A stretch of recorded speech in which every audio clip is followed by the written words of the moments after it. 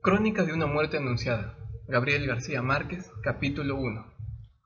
El día en que lo iban a matar, Santiago Nazar se levantó a las 5:30 de la mañana para esperar el buque en que llegaba el obispo. Había soñado que atravesaba un bosque de higuerones donde caía una llovizna tierna, y por un instante fue feliz en el sueño, pero al despertar se sintió por completo salpicado de cagada de pájaros. Siempre soñaba con árboles, me dijo Plácida Linero, su madre, evocando 27 años después los pormenores de aquel lunes ingrato. La semana anterior había soñado que iba solo en un avión de papel de estaño que volaba sin tropezar por entre los almendros, me dijo. Tenía una reputación muy bien ganada de intérprete certera de los sueños ajenos, siempre que se los contaran en ayunas, pero no había advertido ningún augurio aciago en esos dos sueños de su hijo, ni en los otros sueños con árboles que él le había contado en las mañanas que precedieron a su muerte. Tampoco Santiago Nazar reconoció el presagio. Había dormido poco y mal, sin quitarse la ropa, y despertó con dolor de cabeza y con un sedimento de estribo de cobre en el paladar, y los interpretó como estragos naturales de la parranda de bodas que se había prolongado hasta después de la medianoche. Más aún, las muchas personas que encontró desde que salió de su casa a las 6:05 hasta que fue destazado como un cerdo una hora después, lo recordaban un poco soñoliento, pero de buen humor, y a todos les comentó de un modo casual que era un día muy hermoso. Nadie estaba seguro de si se refería al estado del tiempo. Muchos coincidían en el recuerdo que era una mañana radiante con una brisa de mar que llegaba a través de los platanales, como era de pensar que lo fuera en un buen febrero de aquella época. Pero la mayoría estaba de acuerdo en que era un tiempo fúnebre, con un cielo turbio y bajo y un denso olor de aguas dormidas, y que en el instante de la desgracia estaba cayendo una llovizna menuda, como la que había visto Santiago Nazar en el bosque del sueño. Yo estaba reponiéndome de la parranda de la boda en el regazo apostólico de María Alejandrina Cervantes, y apenas si desperté con el alboroto de las campanas tocando a rebato, porque pensé que se les habían soltado en honor del obispo. Santiago Nazar se puso un pantalón y una camisa de lino blanco, ambas piezas sin almidón, iguales a las que se había puesto el día anterior para la boda. Era un atuendo de ocasión. De no haber sido por la llegada del obispo, se habría puesto el vestido de caqui y las botas de montar con que se iba los lunes a El Divino Rostro, la hacienda de ganado que heredó de su padre, y que él administraba con muy buen juicio, aunque sin mucha fortuna. En el monte llevaba el cinto una 357 Magnum, cuyas balas blindadas, según él decía, podían partir un caballo por la cintura. En época de perdices, llevaba también sus aperos de cetrería. En el armario tenía además un rifle 30.06 Mauser Honauer, un rifle 300 Holland Magnum, un 22 Hornet con mira telescópica de 2 poderes y una Winchester de repetición. Siempre dormía como durmió su padre, con el arma escondida dentro de la funda de la almohada. Pero antes de abandonar la casa, aquel día le sacó los proyectiles y la puso en la gaveta de la mesa de noche. Nunca la dejaba cargada, me dijo su madre. Yo lo sabía, y sabía además que guardaba las armas en un lugar y escondía la munición en otro lugar muy apartado, de modo que nadie se diera ni por casualidad a la tentación de cargarlas dentro de la casa. Era una costumbre sabia, impuesta por su padre desde una mañana en que una sirvienta sacudió la almohada para quitarle la funda y la pistola se disparó al chocar contra el suelo, y la bala desbarató el armario del cuarto, atravesó la pared de la sala, pasó con un estruendo de guerra por el comedor de la casa vecina y convirtió en polvo de yeso un santo de tamaño natural en el altar mayor de la iglesia, al otro extremo de la plaza. Santiago Nazar, que entonces era muy niño, no olvidó nunca la lección de aquel percance. La última imagen que su madre tenía de él era la de su paso fugaz por el dormitorio. La había despertado cuando trataba de encontrar a tientas una aspirina en el botiquín del baño, y ella encendió la luz y lo vio aparecer en la puerta, con el vaso de agua en la mano, como había de recordarlo para siempre. Santiago Nazar le contó entonces el sueño, pero ella no les puso atención a los árboles. Todos los sueños con pájaros son de buena salud, dijo. Lo vio desde la misma hamaca y en la misma posición en que la encontré postrada por las últimas luces de la vejez, cuando volví a este pueblo olvidado tratando de recomponer con tantas astillas dispersas el espejo roto de la memoria. Apenas se distinguían las formas a plena luz, y tenía hojas medicinales en las sienes para el dolor de cabeza eterno que le dejó su hijo la última vez que pasó por el dormitorio. Estaba de costado, agarrada a las pitas del cabezal de la hamaca para tratar de incorporarse, y había en la penumbra el olor del bautisterio que me había sorprendido en la mañana del crimen. Apenas aparecí en el vano de la puerta, me confundió con el recuerdo de Santiago Nazar. «Ahí estaba», me dijo. Tenía el vestido de lino blanco, lavado con agua sola, porque era de piel tan delicada que no soportaba el ruido del almidón. Estuvo un largo rato sentada en la hamaca, masticando pepas de cardamina, hasta que se le pasó la ilusión de que el hijo había vuelto. Entonces suspiró. Fue el hombre de mi vida. Yo lo vi en su memoria. Había cumplido 21 años la última semana de enero, y era esbelto y pálido, y tenía los párpados árabes y los cabellos rizados de su padre.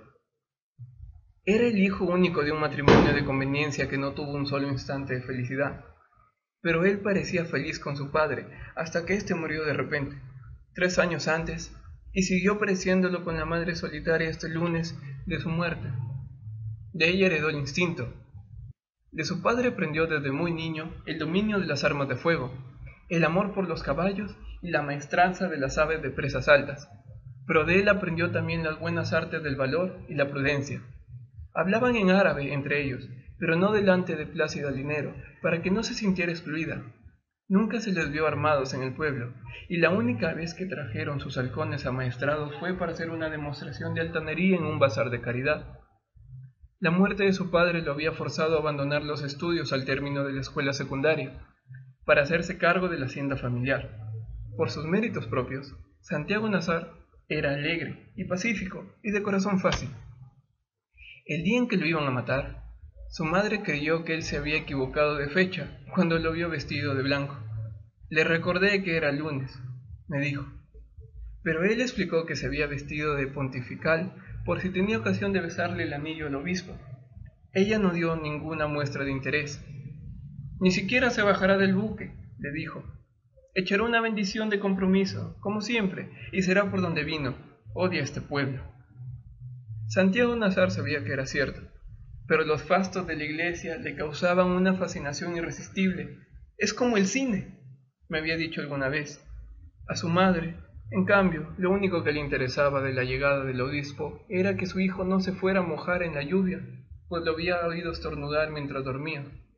Le aconsejó que llevara un paraguas, pero él le hizo un signo de adiós con la mano y salió del cuarto. Fue la última vez que lo vio. Victoria Guzmán, la cocinera, estaba segura que no había llovido aquel día, ni en todo el mes de febrero. Al contrario, me dijo cuando vine a verla, poco antes de su muerte. El sol calentó más temprano que en agosto. Estaba descuartizando 3 conejos para el almuerzo, rodeada de perros acesantes. Cuando Santiago Nazar entró en la cocina, siempre se levantaba con cara de mala noche. Recordaba sin amor Victoria Guzmán. Divina Flor, su hija, que apenas empezaba a florecer, le sirvió a Santiago Nazar un tazón de café cerrero con un chorro de alcohol de caña, como todos los lunes, para ayudarlo a sobrellevar la carga de la noche anterior. La cocina enorme, con el cuchicheo de la lumbre y las gallinas dormidas en las perchas, tenía una respiración sigilosa. Santiago Nazar masticó otra aspirina y se sentó a beber a sorbos lentos el tazón de café, pensando despacio, sin apartar la vista de las 2 mujeres que destripaban los conejos en la hornilla. A pesar de la edad, Victoria Guzmán se conservaba entera. La niña, todavía un poco montaraz, parecía sofocada por el ímpetu de sus glándulas. Santiago Nazar la agarró por la muñeca cuando ella iba a recibirle el tazón vacío. «Ya estás en tiempo de desbravar», le dijo. Victoria Guzmán le mostró el cuchillo ensangrentado. «Suéltala, Blanco», le ordenó en serio. «De esa agua no beberás mientras yo esté viva». Había sido seducida por Ibrahim Nazar en la plenitud de la adolescencia. La había amado en secreto varios años en los establos de la hacienda, y la llevó a servir en su casa cuando se le acabó el afecto. Divina Flor, que era hija de un marido más reciente, se sabía destinada a la cama furtiva de Santiago Nazar, y esa idea le causaba una ansiedad prematura. «No ha vuelto a nacer otro hombre como ese», me dijo, gorda y mustia, y rodeada por los hijos de otros amores. Era idéntico a su padre, le replicó Victoria Guzmán, un mierda. Pero no pudo eludir una rápida ráfaga de espanto al recordar el horror de Santiago Nazar, cuando ella arrancó de cuajo las entrañas de un conejo y les tiró a los perros el tripajo humeante. No seas bárbara, le dijo él. Imagínate que fuera un ser humano. Victoria Guzmán necesitó casi 20 años para entender que un hombre acostumbrado a matar animales inermes expresara de pronto semejante horror. ¡Dios santo!, exclamó asustada. De modo que todo aquello fue una revelación. Sin embargo, tenía tantas rabias atrasadas la mañana del crimen que siguió cebando los perros con las vísceras de los otros conejos, solo por amargarle el desayuno a Santiago Nazar. En esas estaban cuando el pueblo entero despertó con el bramido estremecedor del buque de vapor en que llegaba el obispo. La casa era un antiguo depósito de 2 pisos, con paredes de tablones vastos y un techo de zinc de 2 aguas, sobre el cual velaban los gallinazos por los desperdicios del puerto. Había sido construido en los tiempos en que el río era tan servicial que muchas barcazas de mar, inclusive algunos barcos de altura, se aventuraban hasta aquí a través de las ciénagas del estuario. Cuando vino Ibrahim Nazar con los últimos árabes, al término de las guerras civiles, ya no llegaban los barcos de mar debido a las mudanzas del río, y el depósito estaba en desuso. Ibrahim Nazar lo compró a cualquier precio para poner una tienda de importación que nunca puso, y solo cuando se iba a casar lo convirtió en una casa para vivir. En la planta baja abrió un salón que servía para todo, y construyó en el fondo una caballeriza para 4 animales, 2 cuartos de servicio y una cocina de hacienda con ventanas hacia el puerto por donde entraba toda hora la pestilencia de las aguas. Lo único que dejó intacto en el salón fue la escalera en espiral rescatada de algún naufragio. En la planta alta, donde antes estuvieron las oficinas de aduana, hizo 2 dormitorios amplios y 5 camarotes para los muchos hijos que pensaba tener, y construyó un balcón de madera sobre los almendros de la plaza, donde Plácida Linero se sentaba en las tardes de marzo a consolarse de su soledad. En la fachada conservó la puerta principal y le hizo 2 ventanas de cuerpo entero con bolillos torneados. Conservó también la puerta posterior, solo que un poco más alzada para pasar a caballo, y mantuvo en servicio una parte del antiguo muelle. Esa fue siempre la puerta de más uso, no solo porque era el acceso natural a las pesebres y la cocina, sino porque daba a la calle del Puerto Nuevo sin pasar por la plaza. La puerta del frente, salvo en ocasiones festivas, permanecía cerrada y con tranca. Sin embargo, fue por allí, y no por la puerta posterior, y por donde esperaban a Santiago Nazar los hombres que lo iban a matar, y fue por allí por donde él salió a recibir al obispo, a pesar de que debía darle una vuelta completa a la casa para llegar al puerto. Nadie podía entender tantas coincidencias funestas. El juez instructor que vino a Riohacha debió sentirlas sin atreverse a admitirlas, pues su interés de darlas una explicación racional era evidente en el sumario. La puerta de la plaza estaba citada varias veces con un nombre de folletín, la puerta fatal. En realidad, la única explicación válida parecía ser la de Plácida Linero, que contestó a la pregunta con su razón de madre. Mi hijo no salía nunca por la puerta de atrás cuando estaba bien vestido. Pareció una verdad tan fácil que el instructor la registró en una nota marginal, pero no la asentó en el sumario. Victoria Guzmán, por su parte, fue terminante en la respuesta de que ni ella ni su hija sabían que a Santiago Nazar lo estaban esperando para matarlo. Pero en el curso de sus años admitió que ambas lo sabían cuando él entró en la cocina a tomar el café. Se lo había dicho una mujer que pasó después de las 5 a pedir un poco de leche por caridad. Le reveló además los motivos y el lugar donde lo estaban esperando. No lo previne porque pensé que eran habladas de borracho, me dijo. No obstante, Divina Flor me confesó en una visita posterior que cuando ya su madre había muerto, que ésta no le había dicho nada a Santiago Nazar porque en el fondo de su alma quería que lo mataran. En cambio, ella no lo previno porque entonces no era más que una niña asustada, incapaz de una decisión propia, y se había asustado mucho más cuando él la agarró por la muñeca con una mano que sintió helada y pétrea. En cambio, ella no lo previno porque entonces no era más que una niña asustada, incapaz de una decisión propia, y se había asustado mucho más cuando él la agarró por la muñeca con una mano que sintió helada y pétrea, como una mano de muerto. Santiago Nazar atravesó a pasos largos la casa en penumbra, perseguido por los bramidos de júbilo del buque del obispo. Divina Flor se le adelantó para abrirle la puerta, tratando de no dejarse alcanzar por entre las jaulas de pájaros dormidos del comedor, por entre los muebles de mimbre y las macetas de lechos colgados de la sala. Pero cuando quitó la tranca de la puerta, no pudo evitar otra vez la mano de Gavilán Carnicero. Me agarró toda la panocha, me dijo Divina Flor. Era lo que hacía siempre cuando me encontraba sola por los rincones de la casa. Pero aquel día no sentí el susto de siempre, sino unas ganas horribles de llorar. Se apartó para dejarlo salir, y a través de la puerta entreabierta vio los almendros de la plaza, nevados por el resplandor del amanecer, pero no tuvo valor para ver nada más. Entonces se acabó el pito del buque y me empezaron a cantar los gallos, me dijo. Era un alboroto tan grande que no podía creerse que hubiera tantos gallos en el pueblo, y pensé que venía en el buque del obispo.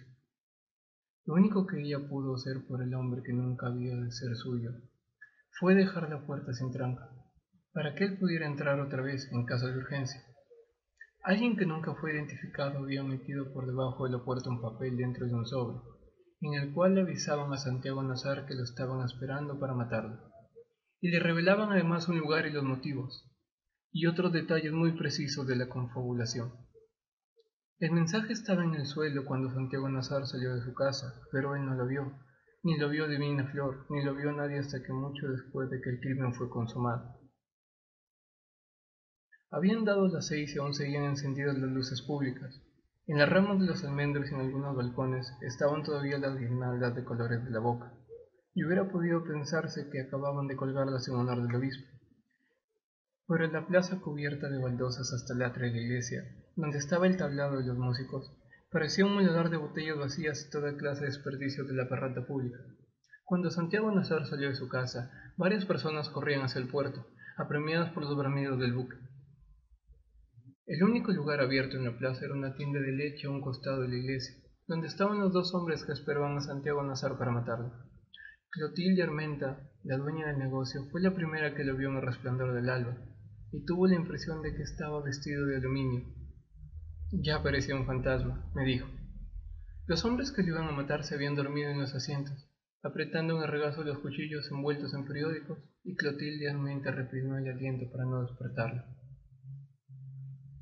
Eran gemelos, Pedro y Pablo Vicario. Tenían 24 años y se parecían tanto que costaba trabajo distinguirlos. Eran de catadura espesa pero de buena índole, decía el sumario. Yo, que los conocía desde la escuela primaria, hubiera escrito lo mismo. Esa mañana llevaban todavía los vestidos de paño oscuro de la boda, demasiado gruesos y formales para el Caribe, y tenían el aspecto devastado por tantas horas de mala vida, pero habían cumplido con el deber de afeitarse. Aunque no habían dejado de beber desde la víspera de la parranda, ya no estaban borrachos al cabo de 3 días, sino que parecían sonámbulos desvelados. Se habían dormido con las primeras auras del amanecer, después de casi 3 horas de espera en la tienda de Clotilde Armenta. Y aquel era su primer sueño desde el viernes. Apenas se habían despertado con el primer bramido del buque, pero el instinto los despertó por completo cuando Santiago Nazar salió de su casa.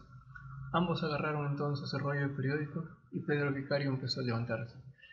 Por el amor de Dios, murmuró Clotilde Armenta. Déjenlo para después, aunque sea por respeto al señor obispo. Fue un soplo del Espíritu Santo, repetía ella a menudo. En efecto, había sido una ocurrencia providencial, pero de una virtud momentánea. Al oírla, los gemelos vicarios reflexionaron, y el que se había levantado volvió a sentarse. Ambos siguieron con la mirada a Santiago Nazar cuando empezó a cruzar la plaza. Lo miraban más bien con lástima, decía Clotilde Armenta. Los niños de la escuela de monjas atravesaron la plaza en ese momento, trotando en desorden con sus uniformes de huérfanos. Plácido Linero tuvo razón. El obispo no se bajó del buque. Había mucha gente en el puerto, además de las autoridades y los niños de las escuelas. Y por todas partes se veían los guacales de gallos bien cebados que le llevaban de regalo al obispo, porque la sopa de crestas era su plato predilecto. En el muelle de carga había tanta leña arrumada que el buque habría necesitado por lo menos 2 horas para cargarla. Pero no se detuvo. Apareció en la vuelta del río, rezongando como un dragón, y entonces la banda de músicos empezó a tocar el himno del obispo, y los gallos se pusieron a cantar en los guacales y alborotaron a los otros gallos del pueblo. Por aquella época, los legendarios buques de rueda alimentados con leña estaban a punto de acabarse, y los pocos que quedaban en servicio ya no tenían pianola ni camarotes para la luna de miel, y apenas si lograban navegar contra la corriente. Pero este era nuevo, y tenía dos chimeneas en vez de una con la bandera pintada como un brazal, y la rueda de tablones de la popa le daba un ímpetu de barco de mar. En la baranda superior, junto al camarote del capitán, iba el obispo de sotana blanca con su séquito de españoles. Estaba siendo un tiempo de Navidad, había dicho mi hermana Margot. Lo que pasó, según ella, fue que el silbato del buque soltó un chorro de vapor a presión al pasar frente al puerto y dejó ensopados a los que estaban más cerca de la orilla. Fue una ilusión fugaz. El obispo empezó a hacer la señal de la cruz en el aire frente a la muchedumbre del muelle, y después siguió haciéndola de memoria, sin malicia ni inspiración, hasta que el buque se perdió de vista y solo quedó el alboroto de los gallos. Santiago Nazar tenía motivos para sentirse defraudado. Había contribuido con varias cargas de leña a las solicitudes públicas del padre Carmen Amador, y además le había escogido él mismo a los gallos de crestas más apetitosas. Pero fue una contrariedad momentánea. Mi hermana Margot, que estaba con él en el muelle, lo encontró de muy buen humor y con ánimo de seguir la fiesta, a pesar de que las aspirinas no le habían causado ningún alivio. No parecía resfriado, y solo estaba pensando en lo que había costado la boda, me dijo. Cristo Bedoya, que estaba con ellos, reveló cifras que aumentaron el asombro. Había estado de parranda con Santiago Nazar y conmigo hasta un poco antes de las 4, pero no había ido a dormir donde sus padres, sino que se quedó conversando en casa de sus abuelos. Allí obtuvo muchos datos que le faltaban para calcular los costos de la parranda. Contó que se habían sacrificado 40 pavos y 11 cerdos para los invitados, y 4 terneras que el novio puso a asar para el pueblo en la plaza pública. Contó que se consumieron 205 cajas de alcoholes de contrabando y casi 2000 botellas de ron de caña que fueron repartidas entre la muchedumbre. No hubo una sola persona, ni pobre ni rica, que no hubiera participado de algún modo en la parranda de mayor escándalo que se había visto jamás en el pueblo. Santiago Nazar soñó en voz alta. Así será mi matrimonio, dijo. No les alcanzará la vida para contarlo. Mi hermana sintió pasar el ángel. Pensó una vez más en la buena suerte de Flora Miguel, que tenía tantas cosas en la vida y que iba a tener además a Santiago Nazar en la Navidad de ese año. Me di cuenta de pronto que no podía haber un partido mejor que él. Me dijo, imagínate, bello, formal y con una fortuna propia a los 21 años. Ella solía invitarlo a desayunar en nuestra casa cuando había caribañolas de yuca, y mi madre las estaba haciendo aquella mañana. Santiago Nazar aceptó entusiasmado. Me cambio de ropa y te alcanzo, dijo, y cayó en la cuenta de que había olvidado el reloj en la mesa de noche. ¿Qué hora es? Eran las 6:25. Santiago Nazar tomó del brazo a Cristo Bedoya y se lo llevó hacia la plaza. Dentro de un cuarto de hora estoy en tu casa, le dijo mi hermana. Ella insistió en que se fueran juntos de inmediato porque el desayuno estaba servido.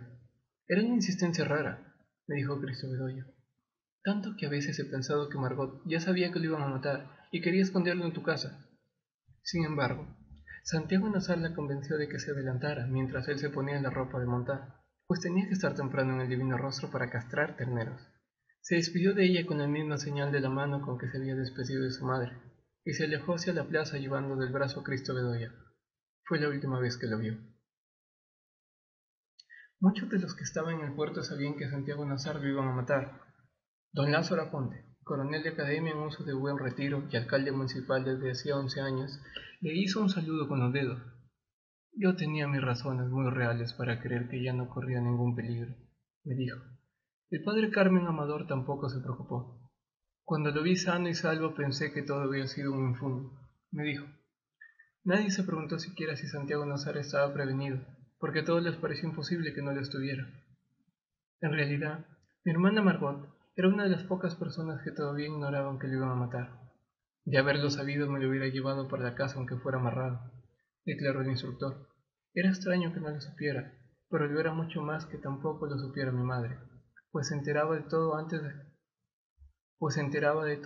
que nadie en la casa, a pesar de que hacía años que no salía a la calle, ni siquiera para ir a misa. Yo apreciaba esa virtud suya desde que empecé a levantarme temprano para ir a la escuela. Me encontraba como era en aquellos tiempos, lívida y sigilosa, barriendo el patio con una escoba de ramas en el resplandor ceniciento del amanecer. Y entre cada sorbo de café me iba contando lo que había ocurrido en el mundo mientras nosotros dormíamos.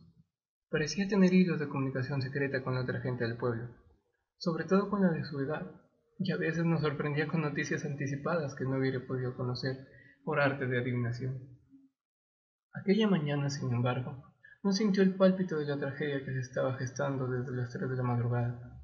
Había terminado de barrer el patio, y cuando mi hermana Margot salía a recibir al obispo, le encontró moliendo la yuca para las caribañolas. Se oían gallos, suele decir mi madre recordando aquel día, pero nunca relacionó el alboroto distante con la llegada del obispo, sino con los últimos rezagos de la boda. Nuestra casa estaba lejos de la plaza grande, en un bosque de mangos frente al río. Mi hermana Margot había ido hasta el puerto caminando por la orilla, y la gente estaba demasiado excitada con la visita del obispo para ocuparse de otras novedades. Habían puesto a los enfermos acostados en los portales para que recibieran la medicina de Dios, y las mujeres salían corriendo de los patios con pavos y lechones y toda clase de cosas de comer. Y desde la orilla opuesta llegaban canoas adornadas de flores. Pero después de que el obispo pasó sin dejar su huella en la tierra, la otra noticia reprimida alcanzó su tamaño de escándalo. Entonces fue cuando mi hermana Margot la conoció completa y de un modo brutal. Ángela Vicario, la hermosa muchacha que se había casado el día anterior, había sido devuelta a la casa de sus padres, porque el esposo encontró que no era virgen. Sentí que era yo la que me iba a morir, dijo mi hermana. Pero por más que volteaban el cuento al derecho y al revés, nadie podía explicarme cómo fue que el pobre Santiago Nazar terminó comprometido en semejante enredo. Lo único que sabían con seguridad era que los hermanos de Ángela Vicario lo estaban esperando para matarlo. Mi hermana volvió a casa mordiéndose por dentro para no llorar. Encontró a mi madre en el comedor, con un traje dominical de flores azules que se había puesto porque el obispo pasaba a saludarla, y estaba cantando el fado del amor invisible mientras arreglaba la mesa. Mi hermana notó que había un puesto más que de costumbre. «Es para Santiago Nazar», le dijo mi madre. «Me dijeron que lo habías invitado a desayunar». «Quítalo», dijo mi hermana. Entonces le contó. «Pero fue como si ya lo supiera», le dijo. Fue lo mismo de siempre, que uno empieza a contarle algo y antes de que el cuento llegue a la mitad, ya ella sabe cómo termina. Aquella mala noticia era un nudo cifrado para mi madre.